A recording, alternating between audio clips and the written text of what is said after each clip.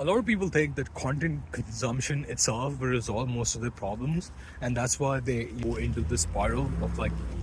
following influencers and whatnot. But after a while, once you mature a little bit more, you realize that they have their own set of principles that they follow for themselves. That's how they approach life. So, that will sprinkle into their relationships, how they make money, also will influence how they have their relationship with their families, and also it will influence what kind of family they would want to have down the line. So that's just the family aspect, but it obviously affects the nature of friends you'll have, the nature of friendships you'll have, how emotions play a role in that versus how much of a rational friendship would you have based on what type of capital you would want. So there is a lot of like underlining intangible factors that one needs to consider before one chooses a particular modality of living, and then he decides, oh, I want this much amount of capital, and this is what's gonna make suit me. This is what's gonna make me feel me.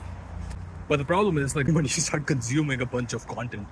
you realize you're also absorbing those other intangible aspects or preferences or goals, which might not be exactly your own goals. So that's where the rub lies, and which is why it's just advisable after a while to just like let go of your gadget, call your iPhone or whatever phones you have, like YouTube and all the channels that you're consuming content over, to let go of that, let go of all the scripts, and actually like finally decide to go do your things on your own and develop your own script, whether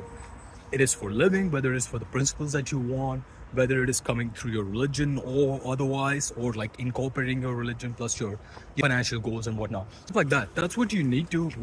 at least that's what I think an individual needs to work on first before they start chasing some random philosophy of financial gain, because again, it will influence so many other aspects of your life that